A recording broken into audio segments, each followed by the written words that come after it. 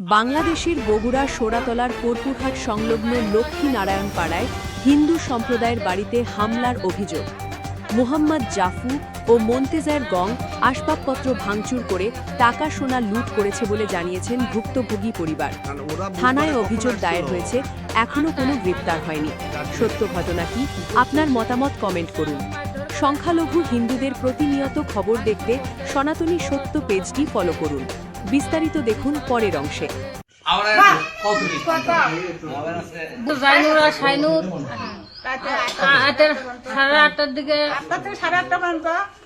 আটটার থেকে সাড়ে আটটা পর্যন্ত ঘর বাড়ি লুট করে নিয়ে গেছে। সাবরা টাবরা আমাকে মারছে। না না, ওরা বুধবারে কখন আসছিল? 8টায়, সাড়ে 8টা রাত্রে। হ্যাঁ, কি করছে এসে আমাকে মারধর করে সোনা দানা টাকা পয়সা নিয়ে গেছে, ভাঙচুর করছে, দরজা ভাঙছে, 20,000 টাকা নিয়ে গেছে, 12 আনি সোনা নিয়ে গেছে। আবার আমার স্বামীর হলে মিশিং নিয়ে গেছে, কল সাবরা, আবার কলে পারে বেড়া টেরা সব খুলে নিয়ে গেছে। এই লোকগুলো কারা নিয়ে আসছিল? জাইনুর আর সাইনুর। ওরা নিয়ে আসছিল। হ্যাঁ। কতগুলো লোক ছিল? তা 50-60 জন লোক। আমরা তো ওই চিনি না, ঘটনা তো বুঝতে পাইনি। ও রাত্রে, তাই না? হ্যাঁ, ভয়েতে ভীতু হয়ে আমি আসছে। মুখ খারাপ বলছে, অনেক কিছু মুখ খারাপ বলছে, জাত তুলে গাল পারছে। কোয়ার মতোই কথা নয়, ভাষা নয়।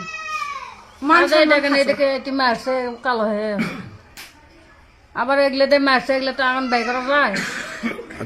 ভাঙনে আছে বলতেছে কাল্লা কাটমো বাইরে বাড়া খুলি দেখে নেবো, মহিষর নাই, মানে ওরা নেতা হয়ে গেছে পাড়ার। আমার কি নাম তার? নাম বেন কি? কার ভাগনা? মুক্তিরই ভাগনা। আচ্ছা, 4টার দিকে দেখি যে ওই মুক্তি আর মুক্তির ভাগনা, তারপরে যে শ্যামপুরে আরো কয়েকজন মহিলা, ওরা এসে অতর্কিত ভাগ মানে গালি গালাজ পারতেছে, আবার বাই করে নিয়ে আসো, আবার জব করে যমুনাথ ভাষা দেবো।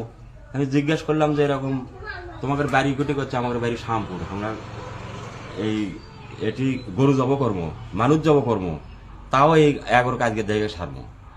তারপরে এগুলো শুনে বাজার গেছি, রাতের বেলা আসে দেখি যে বহু লোকজন। তো আমি যখন এসে দাঁড়াচ্ছি তখনই এই যে কিছু লোকজন বলছে, যাই কথা কবি তাকে আজকে একটু জব করো, জব করে করে নদীর ভেসে দেবো, আজ বস্তা করে করে নিয়ে যাবো। তাই আমি ভয়েতে বাড়ি মুখে চলে গেছি যে এটি আর থাকা যাবে না।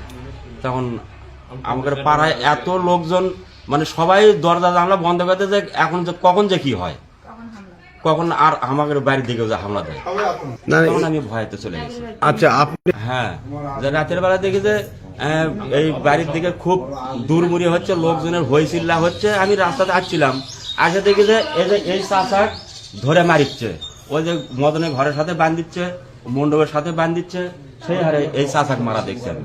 বাড়ির ভেতরে কাক কাক মারছে দেখিনি, কিন্তু খুব লোকজন, আমি ভেতরে আসতেই পাইনি। সাথে বন্ধু ধর্ম করছি, এই গন্ডগোল দেখে আমি এখানে বাইরে বাই হবার দেয়নি। বাই হবার না দেওয়াতে আমাকে জোর করে লেগে ধরে বাঁধে এরা এই সমস্ত কারবার করছে। আর মন্তার বেটা আমার গাড়ি কাড়ে নিয়ে চলে গেছে। তার বিনিময় সেই গাড়ির উদ্ধার করা লাগছে 11,000 টাকা দিয়ে। 11,000 টাকা কাকে দিচ্ছেন? উদ্ধার করা লাগছে ওরাই নিছে, তাই না?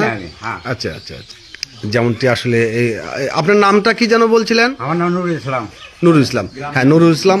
যেমনটি জানাচ্ছিলেন যে আসলে এই বাড়িতে যখন হামলা হয় তখন আসলে হামলার বিকট একটা শব্দ তিনি শুনতে পায়। এই পথ দিয়ে তিনি যাচ্ছিলেন, যাওয়ার সময় তাদেরকে বাধা দেয় যে আসলে হিন্দুদের উপরে এইরকম আক্রমণ করাটা একেবারে ঠিক না, কিন্তু তার এই বাধাই কাল হয়ে দাঁড়ায়। এই বাধার কারণে এনাকে আসলে এই চাচাকে বেদম মারপিট করা হয়, তার কাছ থেকে ভ্যান ছিনিয়ে নিয়ে যাওয়া হয়, যেটা তিনি বলছিলেন যে ভ্যানটা তিনি টাকার বিনিময়ে সে ভ্যানটা ছিনতাইকারীর কাছ থেকে উদ্ধার করেছেন। বাকিটুকু আপনারাই দেখবেন।